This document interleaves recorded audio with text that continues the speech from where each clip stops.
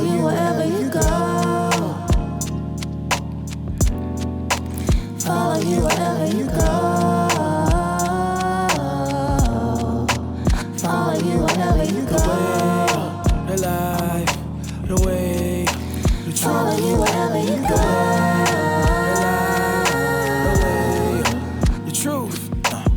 Greetings, Life Church, and our visitors. I am Pastor Benjamin Abdel-Rahman, Senior Pastor here at Life Church PGC, and I am very excited to be with you all right now. I don't know what time you're listening to this, but I do know that if you are listening, you are part of the very first episode of our J14 Podcast. And J14 Podcast comes from John 14, where Jesus expresses himself as the way, the truth, and the life. And the point of this podcast is for us to talk about the faith, to talk about Christ and how he gives us wisdom and guidance for how we are to live, how we are to think concerning the truth, and the way that we are to carry out this faith that we have been brought in through relationship with the Lord. This is for the members of Life Church, but also anyone else who's able to hear it. We encourage you guys to share these things around as we discuss different topics that we may not discuss in the preaching moment on Sunday or in Bible study, but are pertinent to our walk with the Lord. So I hope you guys enjoy what we are going to discuss today, and hope you look forward to what's going to be coming next. So without further ado, let's dive into this first episode. Today we're going to be talking about self-love. Self-love. This is a hotly debated topic in Christian culture, specifically because sometimes it can seem like self-love is a bad thing. When we try to line this idea up with the scriptures, we see that the word is telling us to deny ourselves. The word is telling us to lay down our rights. The word is telling us to put others before us. So how could self-love be a good thing? But on the other side, should we hate ourselves? Is self-hate the way that we should think about us?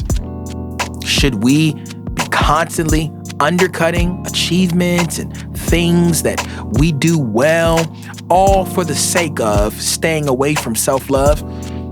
Where is the balance? Well, I think there's some passages that we can look at that can help us think about this concept of self-love and give us some insights, give us some points, give us some principles that can carry us through this sometimes difficult concept. So I want to read some passages to you for you to think about this idea.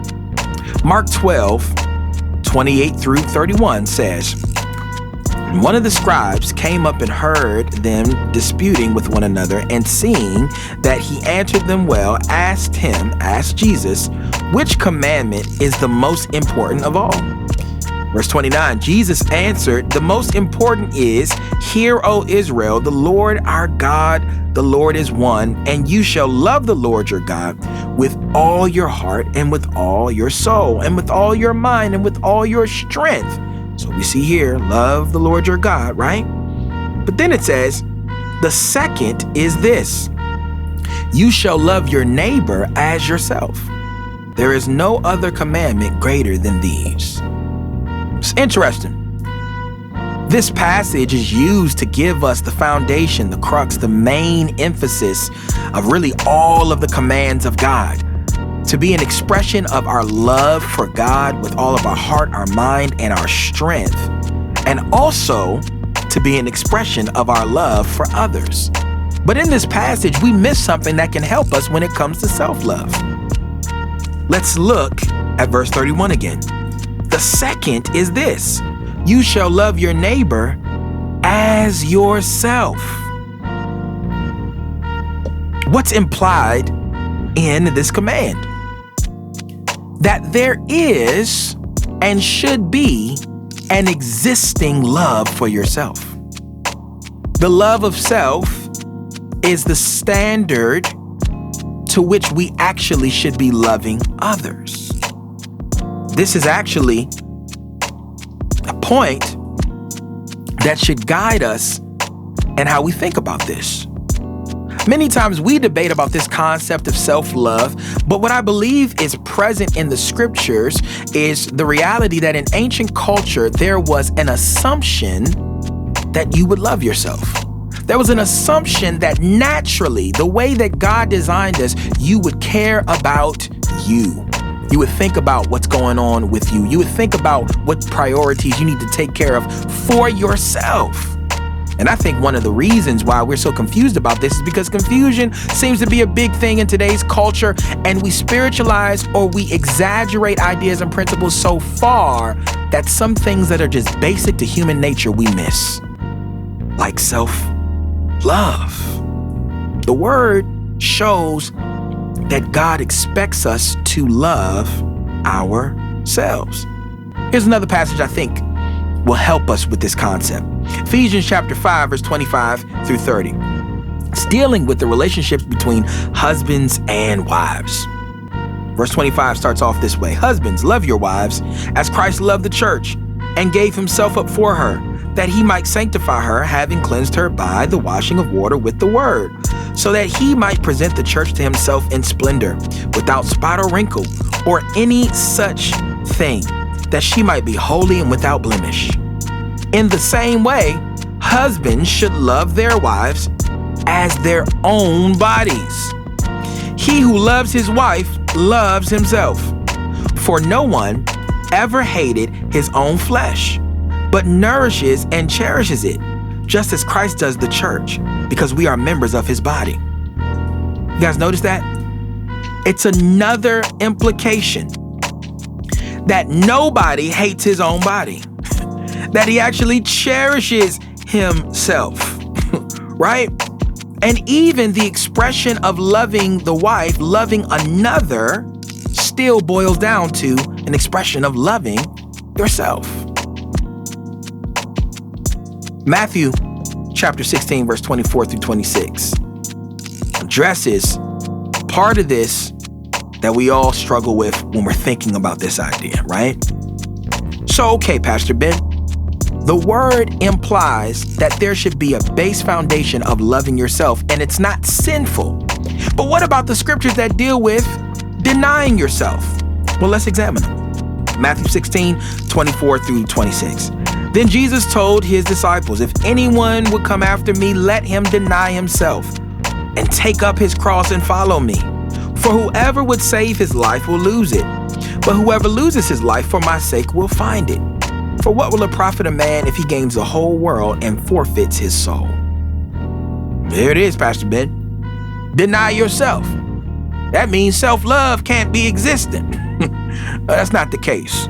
I think the earlier passages we went over let us know self-love is something that's implied and natural for the person and the believer. But also, I believe this passage we just read, it deals with the concept or idea of denying the self, but for the sake of finding the self. What does it say? Let him deny himself and take up his cross and follow me. For whoever would save his life will lose it, but whoever loses his life for my sake will find it.